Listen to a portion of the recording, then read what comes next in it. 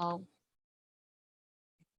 good morning, everyone. Let's discuss the Module 1. So Module 1 is the nature of chemistry. So to start with, to know what is chemistry, let's learn first what is science. So science comes from the Latin word which is scientia, which means to know. So if there is something that we wanted to learn, to know, to determine, to identify, that process of knowing the answer of our question is what we call science. So according to Oxford Dictionary, it is the intellectual and practical activity encompassing a systematic study.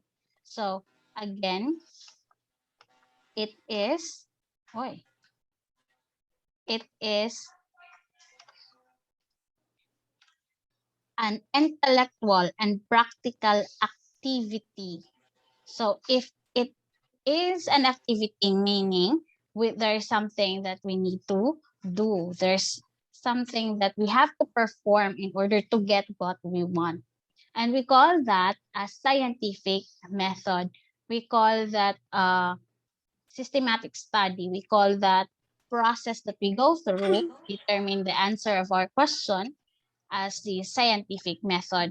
So the scientific method involves observation and experimentation. So observation and experimentation is just part of the scientific method in order for us to understand the structure and the behavior of the physical and the natural world.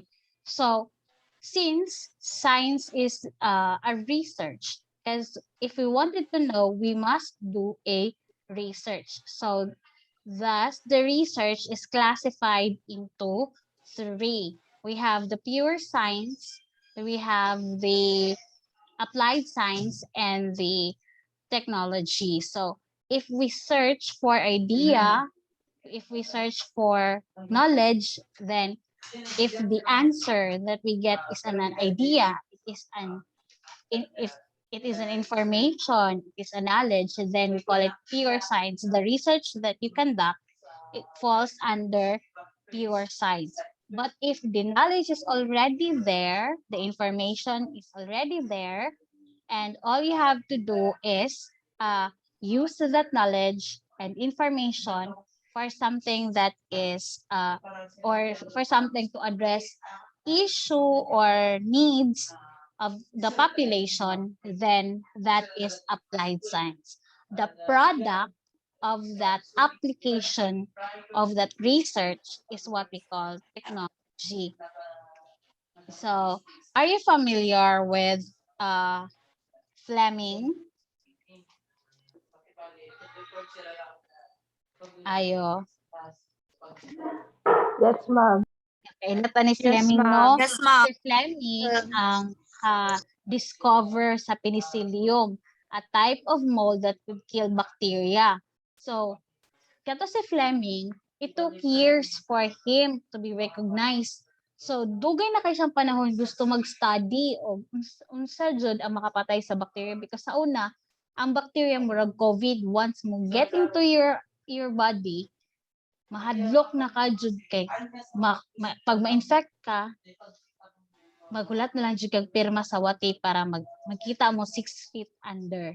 So mo na siya nga ang mga tao mahadlok sila sa bacteria sa unang panahon because ang bacteria once it gets into your body after 20 minutes mag-duplicate na sila, so mag-double ang ilang population. So kana bitong isa ka pudyot sa yuta, kanang isa ka pudyot sa yuta na siya 10,000 species of microorganism. Species ha, dili pagid pila ka buok sa isa ka species, kundi sa isa ka species sa isa ka pudyot na siya 10,000 species of microorganism. So say for example, magkuha lang tag-isa ka representative bawat pudyot sa soil nga nisulod sa nakasulod sila sa imong lawas. So after 20 minutes, ang 10,000 mahimong 20,000.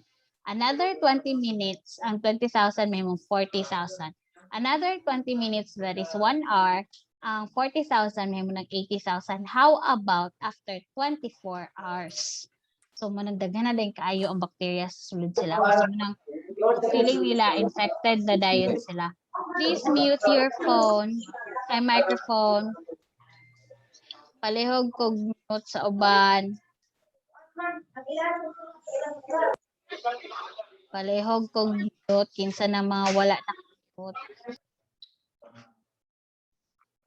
Kaya dili ta ma-distract. Okay, so si Fleming na worn out na siya sa iyahang study. So gikapoy na kay siya sa iyang study mo to ni break sa kadyot, ni hawa siya sa iyang laboratory without cleaning the laboratory. Gikapoy na siya wala gyud successful sa iyahang research. Niadto siya sa Caribbean, nagsalam-salam siya dito sa Caribbean Sea, kinais kay ang tubig sa dagat. And then pag uli niya, natingala siya nanay nanubo siya mga petri dish nga mga molds, ipang molds na yung laboratory. So natingala siya na wala na ang mga disease-causing kanang bacteria, mga pathogens nga naa dito sa iyang laboratory. So nakuyawan siya bas nisulod sa iyang lawas. Pag-check niya, natingala siya kay naa may mga wala niya na-recognize nga mga molds. So naka-come up siya idea basin kato nga molds maoy nagpatay sa mga bacteria. So nag-conduct siya study iyang gistudihan kung makapatay ba to ng molds. For 3 trials, the same ang iyang output. Namatay ang mga bacteria with the presence of the mold. So moto ihada yung gipublish para ma-recognize siya for kayang aim ato is to get a Nobel Prize Award. But pag mag-present kini kag paper, naginang mga tao nga kanabita ilang trabaho kay mag-scrutinize sa imong paper. So gipangutana siya asa gikan ang mold. Unya kani abot ra man to sa laboratory niya, wala siya kalibutan. So na siya wala siya idea. So gipangutana siya unsa sa iyahang mold ang nakapatay sa bacteria. Ang iya harap ng study is ang mold ni patay sa bacteria pero wa siya nag-specify asa ato nga part. So mao to nga gibasura iyahang research kingnan siya sige studihi pa further kay kulang pa ang information nga imong gi-present. So nawad-an na din siya gana. Years after years nag Second World War na lang. So Florey and Chain took his kanang research, ilang nakitaan niyang research, so ilang gistudihan further. And they come up with a drug. They call that drug as a penicillin from the penicillium mold. So, kato siya nga event shows the 3 classification of research. The part where Fleming have discovered that a certain type of mold could kill a bacteria is an example of pure science. And when Florence Chain uses the idea discovered by Fleming to create the penicillin, that is applied science. And the penicillin itself is what we call the technology. It is a craft that is created or produced after applying the already existing scientific knowledge, idea, information, method, or technique. Now let's go to the different branches of science. Now the science is very, very big. Everything that you get the knowledge from using a certain process, we call it science. So it is divided into 2, the natural science and the social science. So the social science is a vast field that is concerned with human society and the relationships among individuals within it. So example of this is history, archaeology, sociology, political science, mga inana. On the other hand, natural science deals with the natural world. It is concerned with the phenomenon and objects of nature and physical world. So, natural science is further divided into 3: the physical science, life science, and earth science. All that talks about inorganic materials, like matter, energy, that falls under physical science.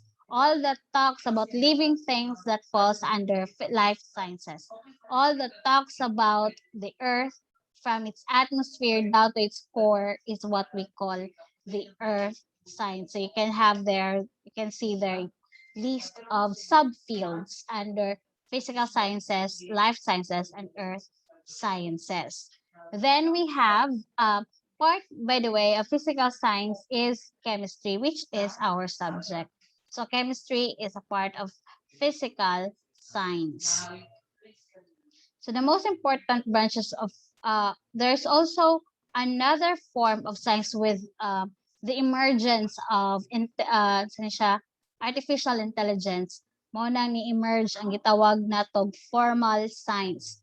It is a quite unique area of study in science as it uses formal system to produce knowledge and explore the nature of different disciplines ranging from mathematics, logic to computer science and information technology. So, under ano niya is mathematics, logic, computer science, data science, statistics, system science, artificial intelligence, information technology, and etc. So, the main branch of science is not only on social science and natural science, but also as of today, it includes the formal science. So, when we talk about kanang science, there's also skills, process skills that we have to develop. Number one is dapat maging himantayon ta, observant. So, dapat halos dapat tag mga bata, kabantay mo na mga bata nga gamay butang ka ilahagi na ipangutana din ilang imong tubag ilaha pag yun ang ipangutana because they are on the stage of understanding their environment. So, para mahimong scientist dapat dili ta mo stop ana nga kanang kinaiya nga maging young para maging observant. Then we have inferring, making an educated guess. Then measuring, dapat kabalutan mo measure, dapat kabalutan mo communicate, mo classify, and mag-predict. So those are basic process skills. We also have integrated science process skills like controlling variables, being able to identify variables that can affect an experiment.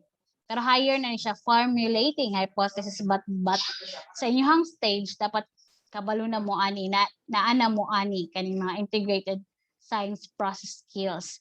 Interpreting data, experimenting, formulating models. Maskin sa inyong balay dapat kabalo na mo mag-experiment. Example, asa kaha mas madugay ang kanang lifespan sa kanang kuan kung unon kanibang normal nga coconut nga vinegar or katong baligya sa kanang market nga mga vinegar katong naka-pouch or naka-bottle or katong kuan lang native. So that is already one of an experimentation using scientific method to determine asa mas taas ang lifespan sa isda. So chemistry as a central science. So anong ang chemistry ganing central science? Diba ako ning gipakuan sa inyo gipansiran? Anybody? Kasi nakadumdum silang answer nganong ang chemistry is considered as a central science. Ayo. It joins together physics and mathematics, biology and medicine, and the earth and the environment sciences, ma'am. Okay. Very good. So, ang chemistry sa halos tanan fields, when we talk about natural science, naagid ang chemistry. Pag may tag physics, when we talk about kanang source of forces, nagsugod na siya sa energy. So, nagsugod na siya sa atom, na-fuse sila together. So, yun ana. And then, in mathematics also, naagihapon dira si chemistry. Kay magamit man taog math in order to determine how many atoms can be bond with one atom or nana. And then, in biology, very much kayo si biology ug si chemistry. I mean, ang presence ni chemistry mas dako diri sa biology ug sa physics. In biology, say for example, we determine the process of food digestion sa tong lawas. Kinsay nakaagi na aning respiration. Nakaagi na mo sa respiration o photosynthesis. So when we Yes, talk ma'am. about respiration, di ba sa glycolysis pa lang daan, it is a series of chemical reactions. So kung mag chemistry ta, labo na diri sa to ang Chem 1, kung maapas na to, isa sa application is sa ni respiration and kanang kuan respiration and photosynthesis mo na application sa kanang organic chemistry. So later on we will have that at the end of the semester. So in most kanang fields makita gid to, especially in medicine kay kasagaran ginagamit nato sa mga tambalis mga chemicals. Then we have fundamental branches of chemistry. So what we have now is general knowledge about chemistry. So when we talk about general knowledge of chemistry, that is general chemistry. When we talk about chemistry with carbon atoms, that is organic chemistry. When we talk about identifying quantification or quantifying materials, that is analytical chemistry. This is the part that is very enjoyable because you are going to determine the type of elements. So that is qualitative analytical chemistry. But if the elements are already there and you are going to identify the amount of or the percent of their presence in a material, so that is what we call quantitative analytical chemistry. So you have physical chemistry when we study uh, kanang how does these elements came into being. So that is physical chemistry. Inorganic chemistry is when we talk about compounds without carbon and hydrogen at the same time.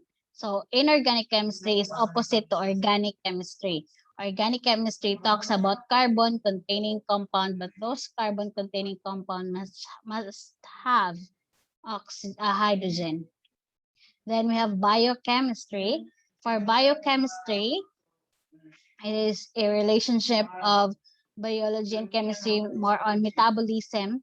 How does when we eat meat, how does this protein being digested into our system? Or how will we determine blood types? How do we determine the amount of sugar? So, hindot pud ni siya nga part dan. So, dili na nato na siya siran dira.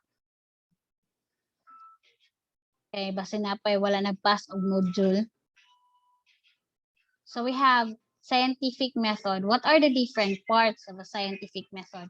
Now, a scientific method, it is the step-by-step process that we use in order to arrive a good idea. Kanang dili ma-question ang atong idea. That's why we really need to follow the scientific method. So, dapat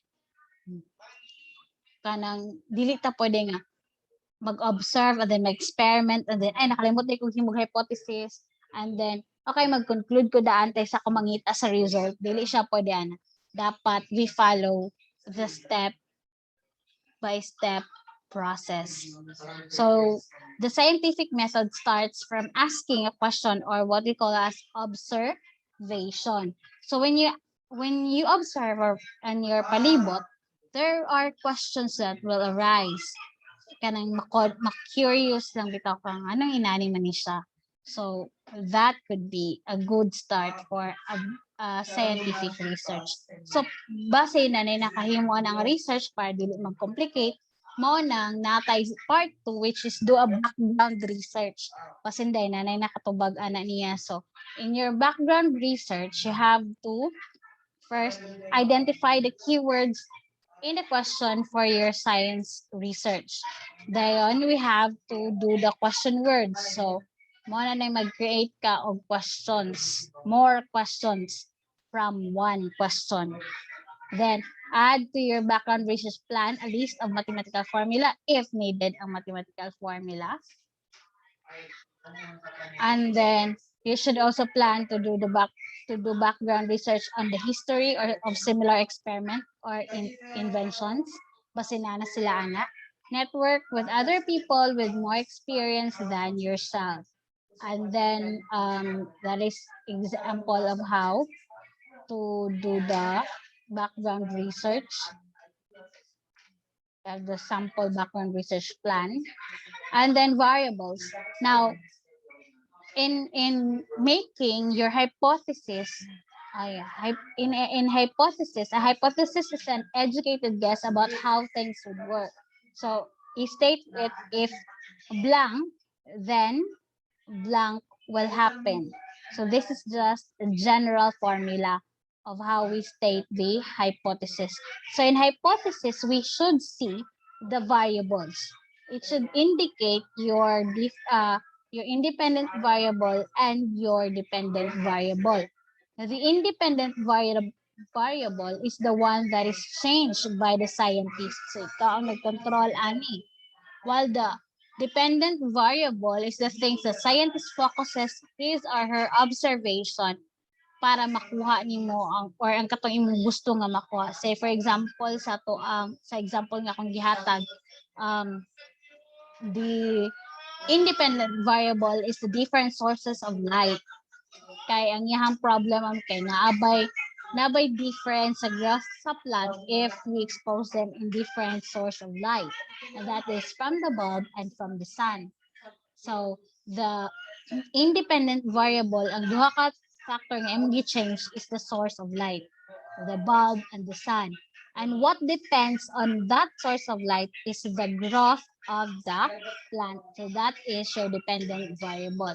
The rest will be your controlled variable. Now, controlled variable is very important because it has a good effect on your research. Kung naamoy na means of control diyan ha, it could ruin your research. Say for example, ang isa nabutangan din mo fertilizer, then ang isa wala nimo nabutangan fertilizer, so it will have a big impact on their growth. So makaruin siya sa imuhang research. So you have there a good list of your hypothesis. So after making your hypothesis, you are to test it if it is acceptable or not. We call that part as the experiment. So in experimenting, you have to list your materials that you're going to need. And then after listing the materials, you are to write the procedure on how you will conduct the experiment. The procedure should be a step-by-step process para masundan siya. And then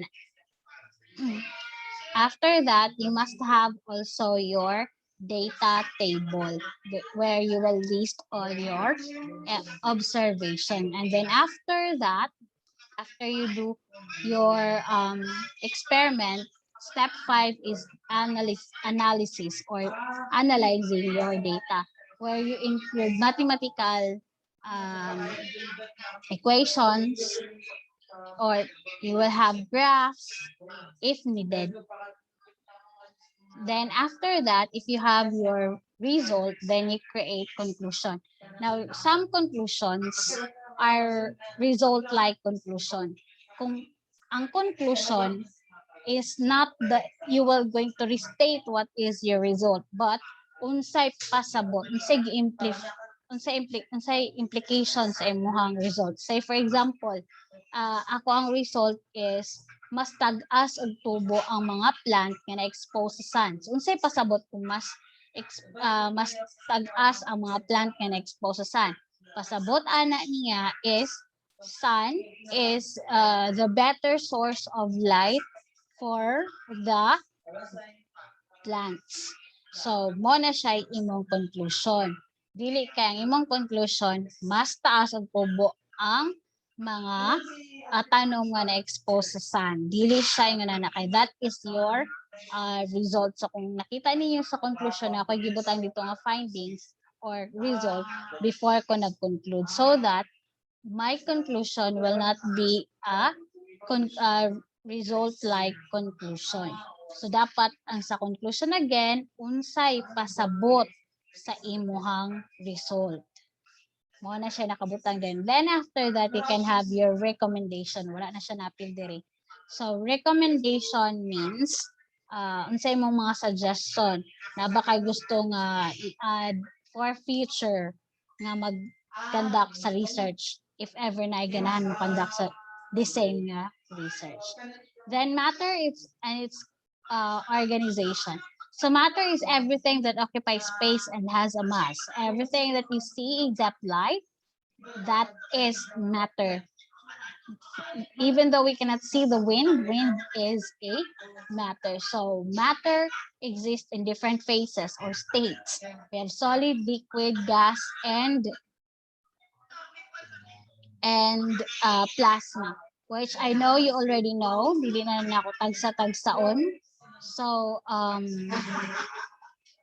we also have different processes from which this phases changes from one to another. We have melting and freezing. We have sublimation and all. So since we are running out of time, I will just run through this.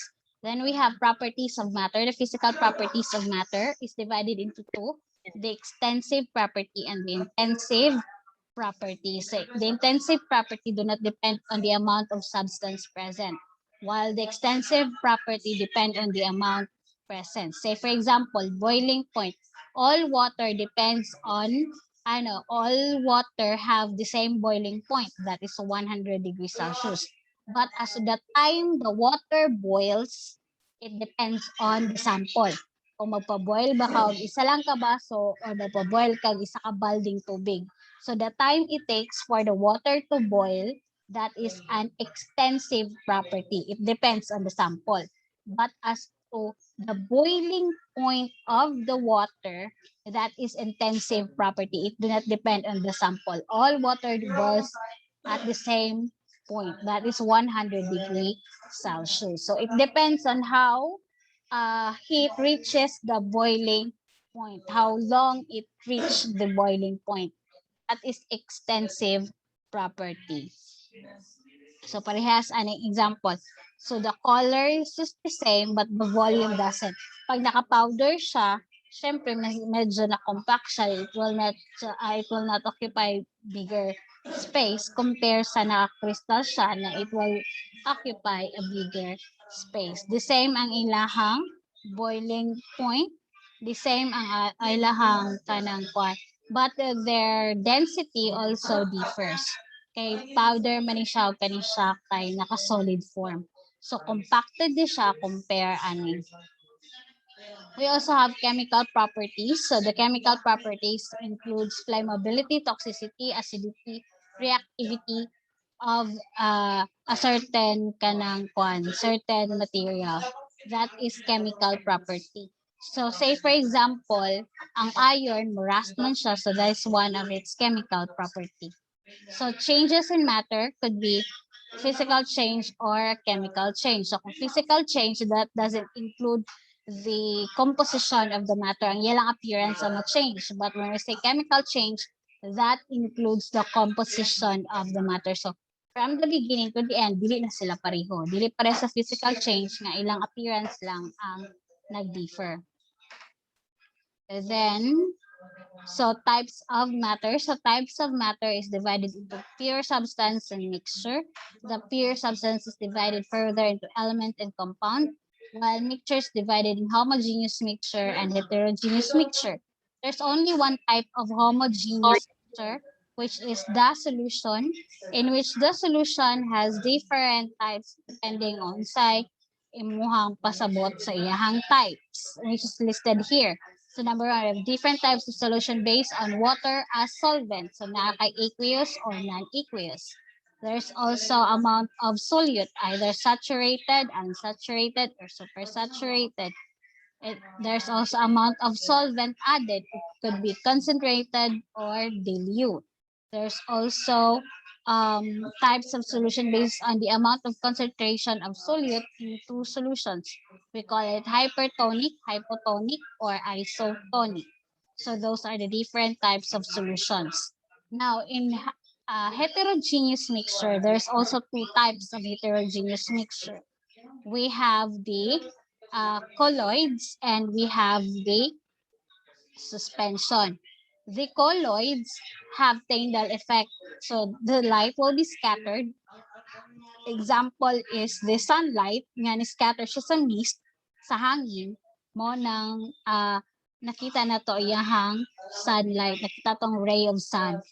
So that is Tyndall effect. Also, nga nang dili mo settle ang dili siya mo pundo, dili siya mo pareha sa suspension nga motipok sa ilalom is because it continuously move.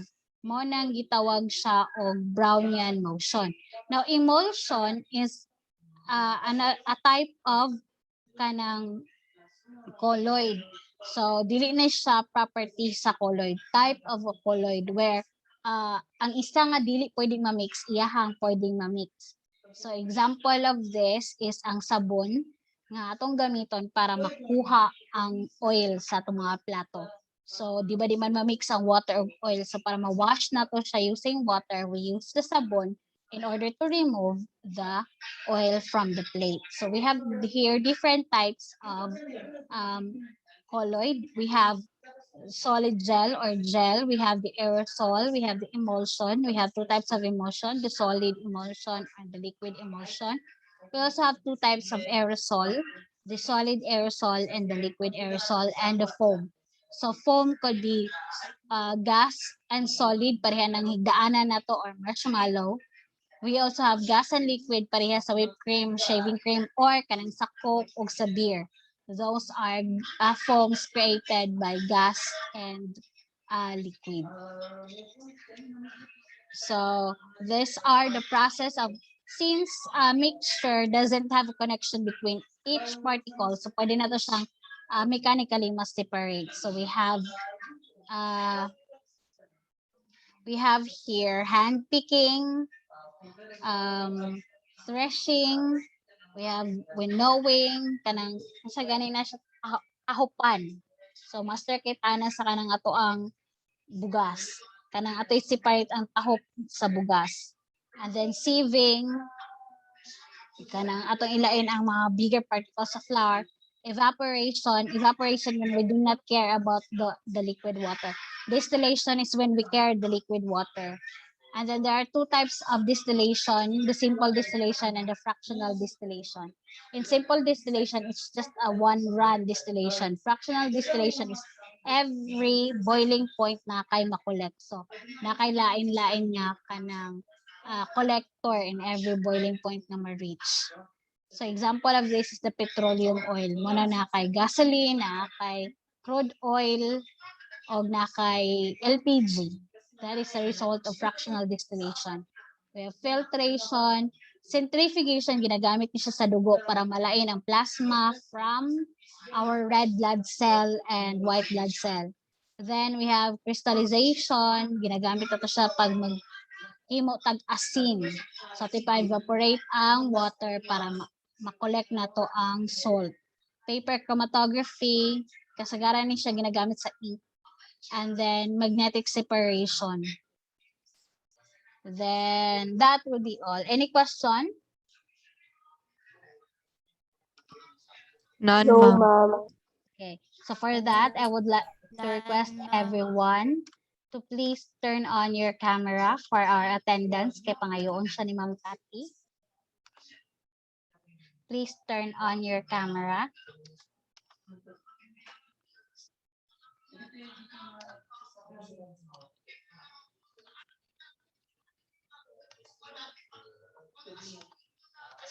Okay. Say cheese. This is for the first group. Kay duha man ta ka group. Say cheese. 1, 2, 3. Okay, kadot lang ha. Kakusa siyang ipilit. Okay, next group. Turn on your camera, say cheese. Okay, thank you so much, Scorpion Tips. See you again next Thank you, Friday. ma'am. Thank you, ma'am. Goodbye, Goodbye, ma'am. ma'am. Bye. Thank you, ma'am.